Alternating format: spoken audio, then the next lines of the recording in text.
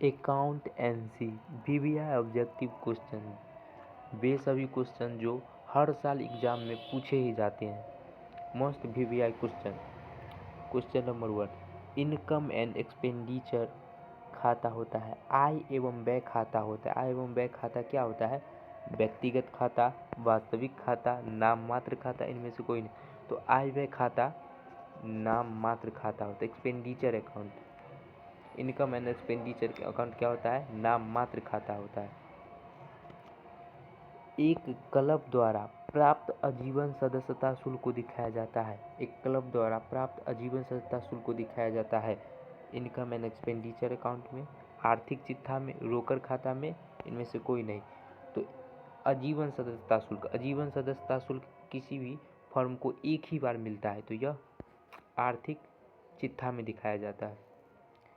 वसीयत को मानना चाहिए, वसीयत को मानना क्या, वसीयत को क्या मानना चाहिए? दायित्व, आयगत प्राप्ति, आय, इनमें से कोई नहीं। तो वसीयत को दायित्व मानना चाहिए। वसीयत को क्या मानना चाहिए? दायित्व। साझेदारी संलेख की अनुपस्थिति में साझेदारी का उनके द्वारा फर्म को दी गई अग्रिम राशि पर ब्याज दिया जाएगा। साझेदारी संलेख की अनुपस्थिति में अगर कुछ भी नहीं दिया रहे तो उन पर साझेदारी संलेख की जो अधिनियम है वह लागू होता है, तो उनके अनुसार 6% ब्याज दिया जाएगा।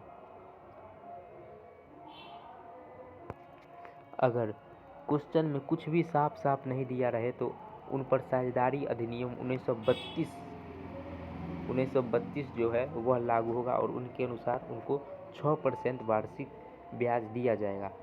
कौन साझेदारी की विशेषता नहीं है? कौन साझेदारी की विशेषता नहीं है? समझौता। साझेदारी में समझौता होता है, यह उसकी विशेषता है। लाभ विभाजन, साझेदारी में लाभ विभाजन होता ही है। सीमित दायित्व, सीमित दायित्व नहीं होता है साझेदारी में, सीमित दायित्व नहीं, 2 या 2 से अधिक व्यक्ति होता है। तो निम्न में से कौन साझेदारी की विशेषता नहीं है? तो सीमित दायित्व, ऑप्शन नंबर सी। अगला क्वेश्चन, साझेदारी समझौता के अभाव में साझेदार की पूंजी पर ब्याज दिया जाएगा। साझेदारी समझौता के अभाव में पूंजी पर ब्याज दिया जाएगा, तो पूंजी पर ब्याज कितना दिया जाएगा? 8% वार्षिक, 6% वार्षिक, 9% वार्षिक, इनमें से कोई नहीं। तो पूंजी पर ब्याज नहीं दिया जाएगा, पूंजी पर ब्याज नहीं दिया जाएगा, तो इनमें से कोई नहीं। उन साझेदारी द्वारा अग्रिम राशि अगर दिया हो तो उस पर 6% दिया जाएगा, लेकिन पूंजी पर कोई ब्याज नहीं दिया जाएगा। साझेदारों की पूंजी पर ब्याज की गणना होती है। साझेदारों की पूंजी पर ब्याज की गणना होती है प्रारंभिक पूंजी पर, अंतिम पूंजी पर, औसत पूंजी पर, इनमें से कोई नहीं। तो क्या हो जाएगा? प्रारंभिक पूंजी पर। साझेदारों की पूंजी पर ब्याज लिखा जाता है। साझेदारों की पूंजी पर ब्याज लिखा जाता है लाभ हानि खाता में, वसूली खाता में, लाभ हानि नियोजन खाता में, इनमें से कोई नहीं। तो साझेदारों की पूंजी पर ब्याज लाभ हानि नियोजन खाता में लिखा जाता है। साझेदारी अनुबंध में परिवर्तन का परिणाम है। साझेदारी अनुबंध में परिवर्तन का क्या परिणाम है? व्यवसाय का पुनर्गठन, व्यवसाय का समापन, व्यवसाय का एकीकरण, इनमें से कोई नहीं। तो जब भी साझेदारी में कुछ भी परिवर्तन हो तो वह व्यवसाय का पुनर्गठन कहलाता है।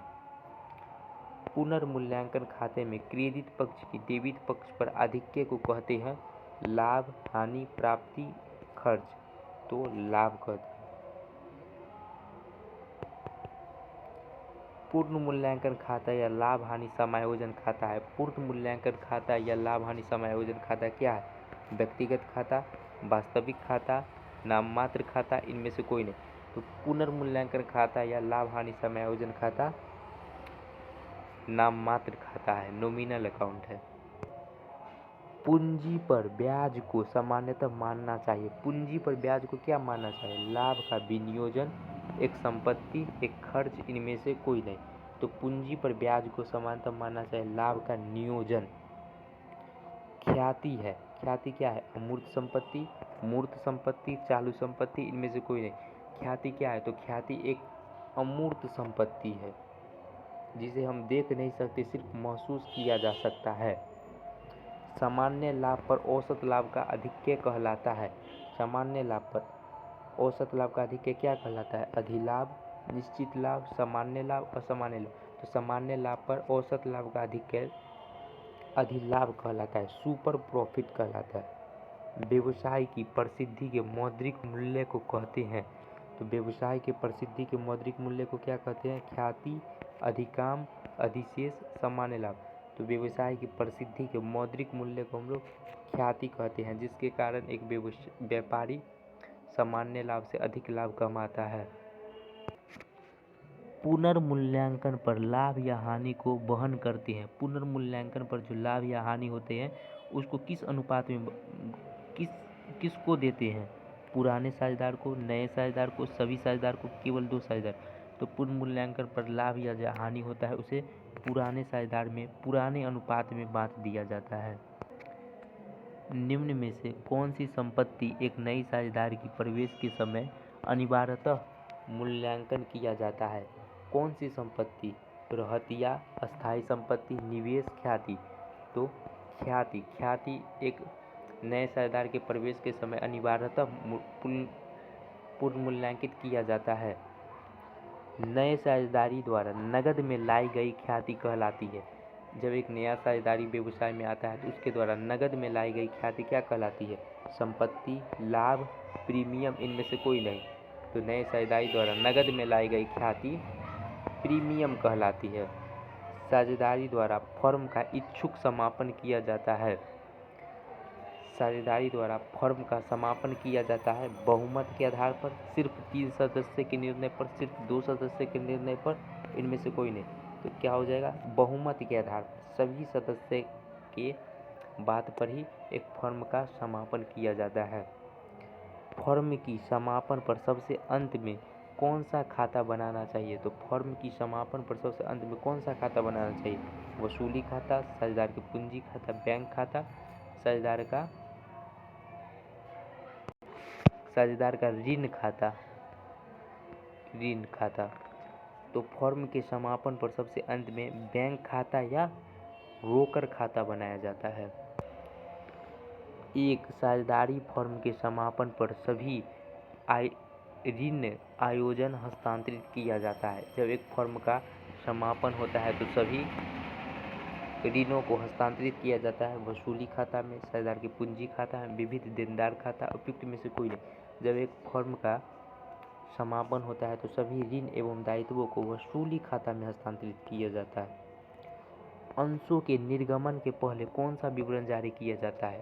अंशों के निर्गमन से पहले कौन सा विवरण जारी किया जाता है? परिविवरण, अंतर्नियम, सीमा पार्षद नियम, यह सभी।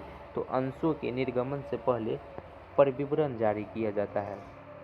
ऋण पत्र है ऋण का प्रमाण पत्र, नगद का प्रमाण पत्र, साख का प्रमाण पत्र, इनमें से कोई नहीं। तो ऋण पत्र क्या है? तो ऋण पत्र है ऋण का प्रमाण पत्र। ऋण पत्रों पर ब्याज की दर होती है। ऋण पत्र पर ब्याज की दर क्या होती है? ऋण पत्र पर ब्याज की दर होती है। तो ऋण पत्र पर ब्याज की कितनी दर होती है? 12% प्रतिवर्ष, 20% प्रतिवर्ष निश्चित दर या 15% प्रतिवर्ष। तो ऋण पत्र पर ब्याज की दर एक निश्चित दर होती है। क्या होती है? निश्चित दर।